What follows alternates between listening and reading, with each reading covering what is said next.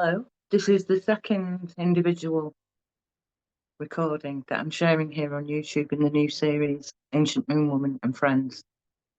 I noticed when I look back on my other videos, I look a little bit self-conscious, nervous. So all I can do is say, if that's off-putting, I apologise. I am aware of it and it's something I work on. And work as spirituality is the workshop is something someone said to me one time.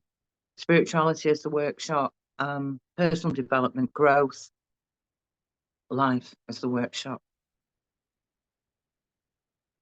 A lot of people would sit back and think, oh, I don't want life to be all about work.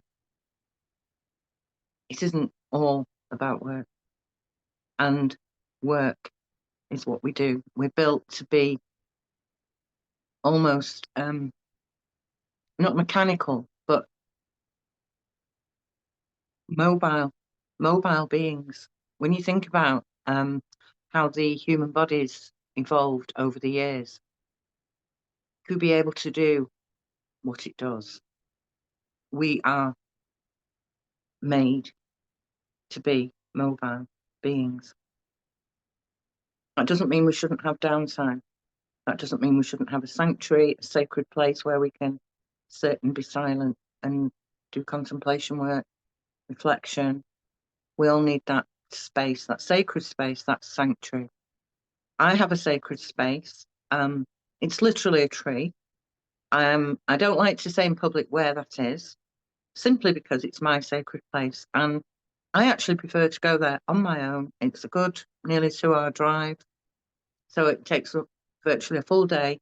And I like to go there about once every 3 months, minimum. If I can go more, I would like to.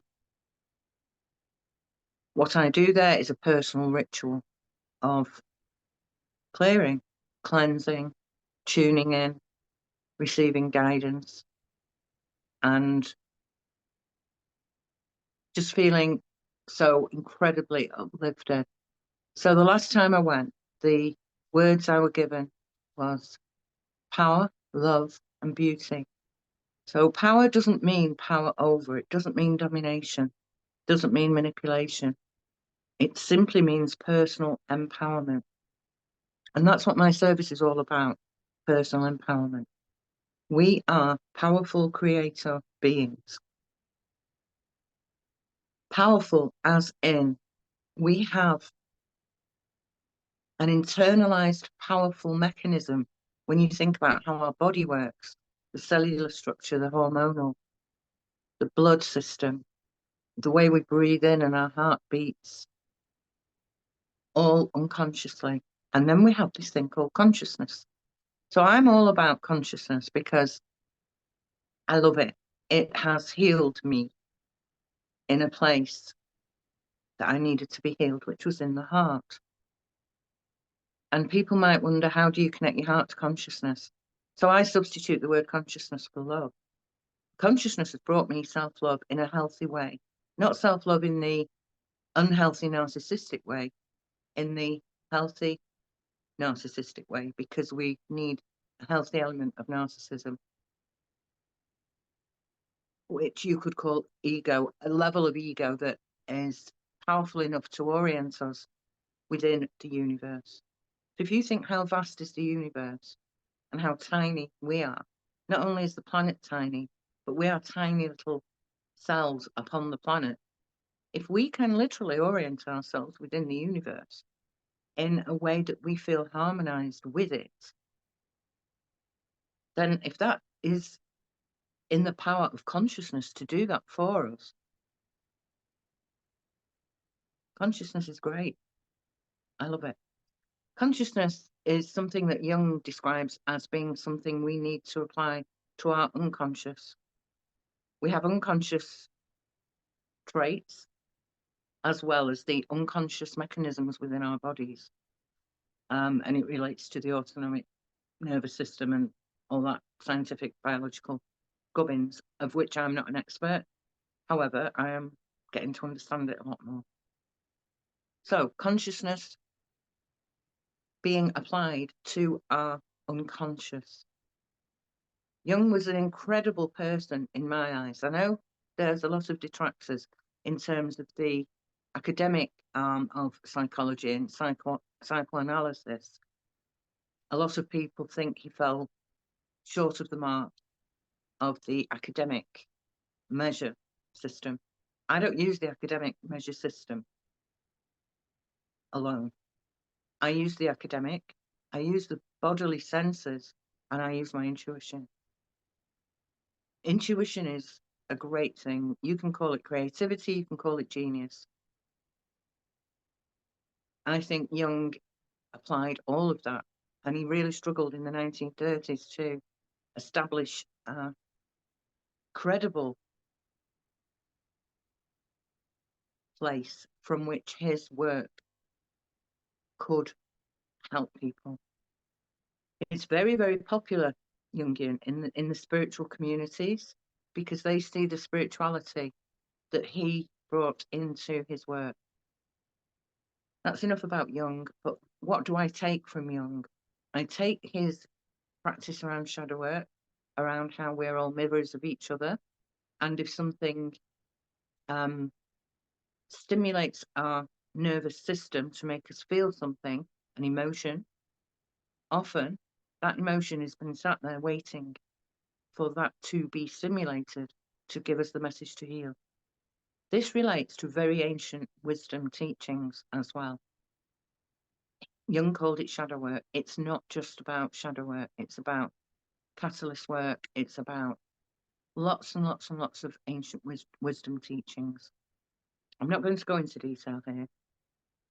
However, when I saw the correspondences between teachings, I discovered something called Prisca Theologia, which basically means the common threads that run through all belief systems, which includes religion, spirituality, shamanism, paganism, everything.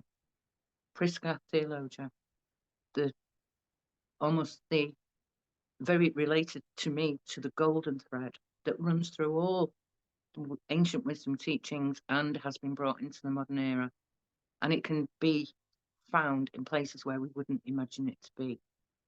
We just have to look. There are people who like to look, they're like me. I love to explore. I love to, people say I'd be a good researcher. I wouldn't necessarily be a good researcher. I'm an explorer.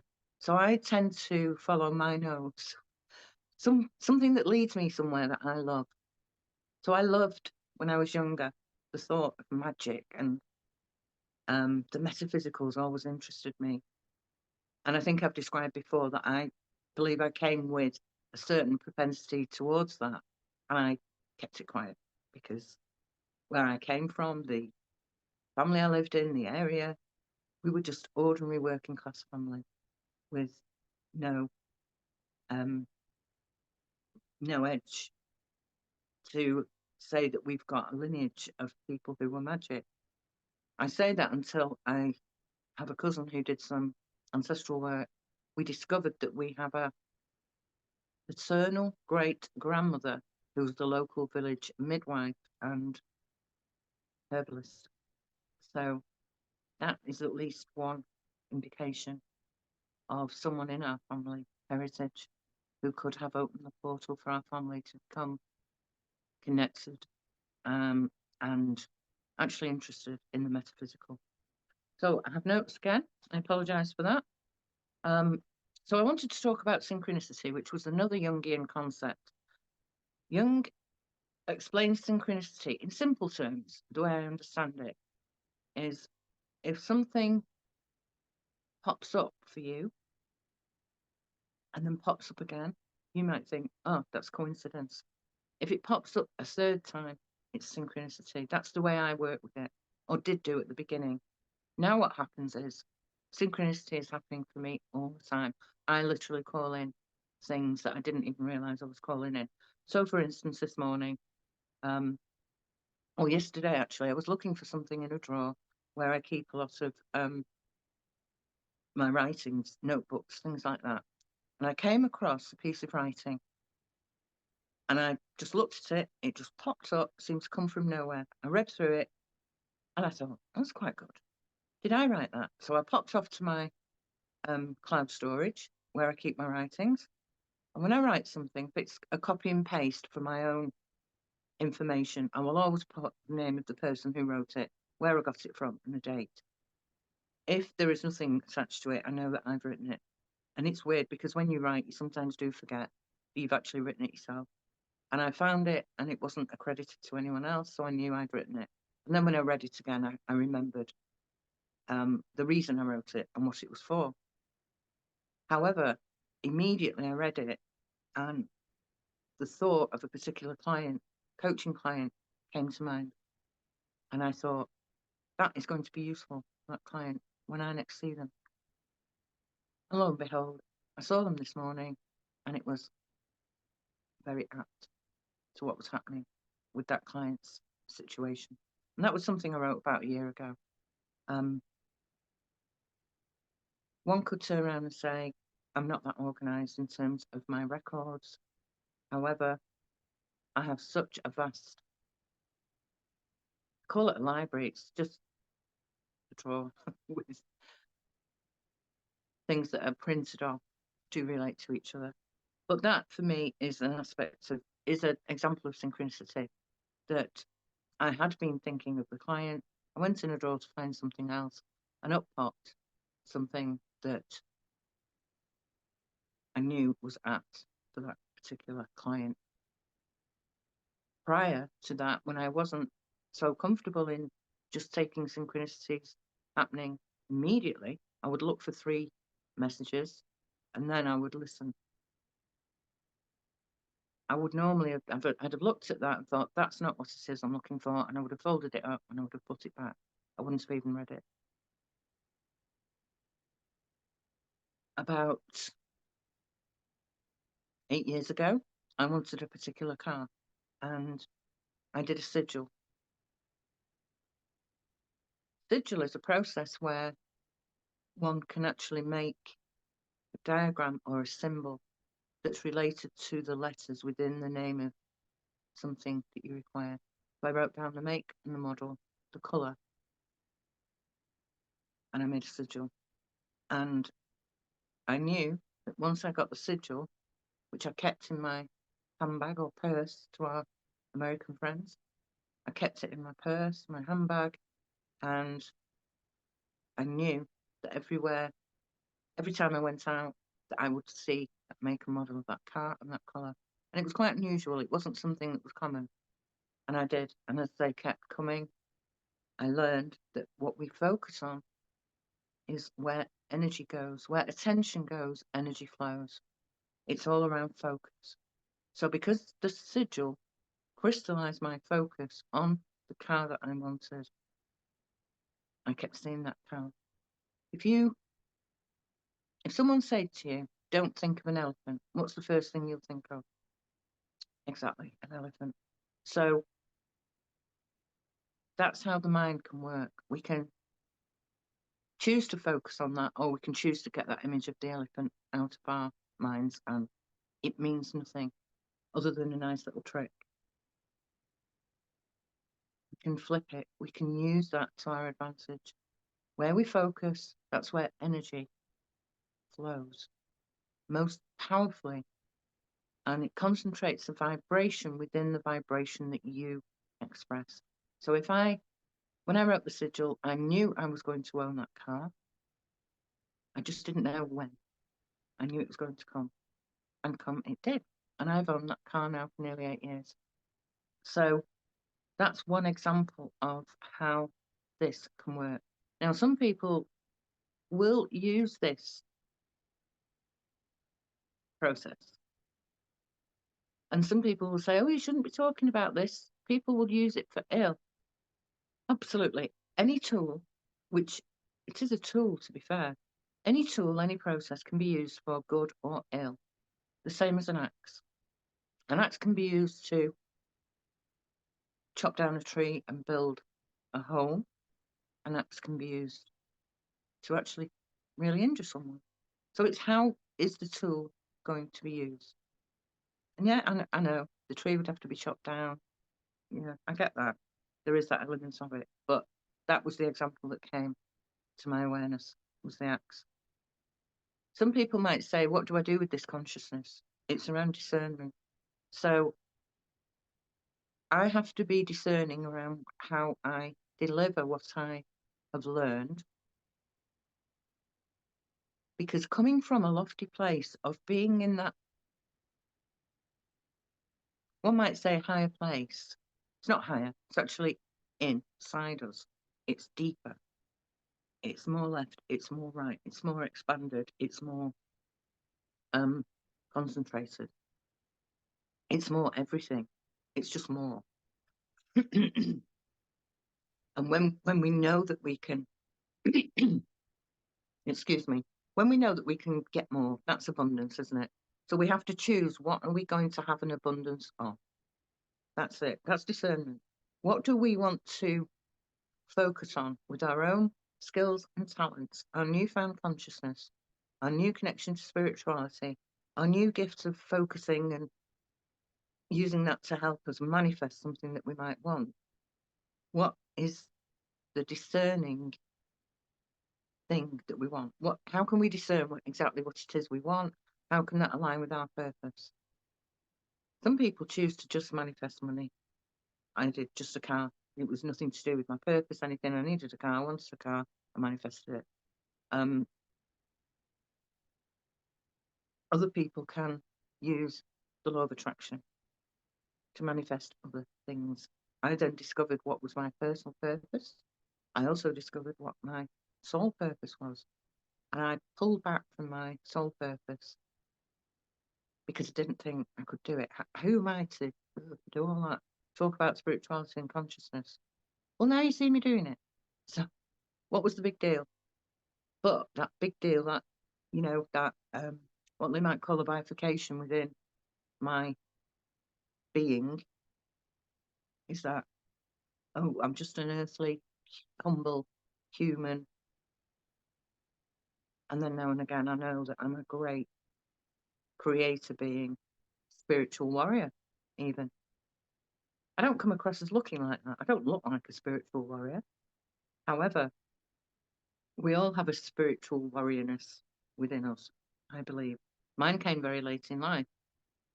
My sole purpose is what I'm doing here now, is sharing about consciousness, about the importance of understanding that we experience duality, that in me, that, oh, who am I, the duality within, just so in order we can experience unity. The unity, for me, first has to come within. So me doing this is part of my path to unifying who I am. I am that powerful spiritual warrior, and I am also a little humble human from a working class background who knows nothing really, but who can do stuff. We can all do something. So it's around discernment. What do I bring forth through my ability to connect to my version of spirituality and consciousness, whilst also bearing in mind my soul purpose, which is about sharing this information, sharing transformation. My personal purpose, I could say, well, I'm not telling anyone about that because it's personal. It is. But if I don't bring my personal purpose through, then there is an element of lack of transparency and authenticity, which are vital components to me of the walk to wholeness, integrating. My personal purpose is to learn what is humility. Those were the exact words I was supported to channel.